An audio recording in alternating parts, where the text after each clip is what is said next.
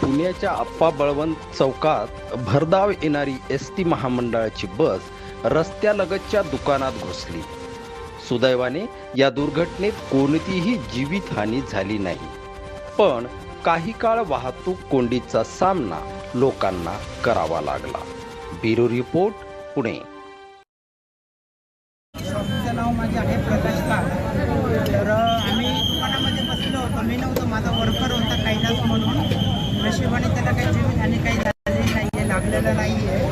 तर ड्रायव्हरचं म्हणणं असं आहे की गाडीचा ब्रेक फेल झालेला आहे, पण याच्यात मला काही माहिती नाही आहे ब्रेक फेल झाला आहे का आणि काही स्टिअरिंग सुटलं आहे। कारण की काही लोक त्यांना म्हणतात की लेफ्ट साईडला टँकर होता पाण्याचा, म्हणून किमतीवाल्यांनी राईट साईडला गाडी दाबलेली आहे, पण मला काही माहिती नाही। आणि ह्याच्यामध्ये जर पाहिलं तर मला 1 वर्ष झालेलं आहे दुकान चालू करून, मी हे 25 केलं आहे, माझं तिथं लोन वगैरे सगळं चालू आहे। आणि मी फर्निचर हे फक्त 8 ते 9 महिन्यापूर्वी केलं होतं। ह्याच्यामध्ये माझं नुकसान खूप झालेलं आहे। तर मला फक्त एवढीच विनंती आहे की बाबा, की पेमेंटला मला इथे सांगायचं की बाबा माझं काही नुकसान झाले ते मला भरपूर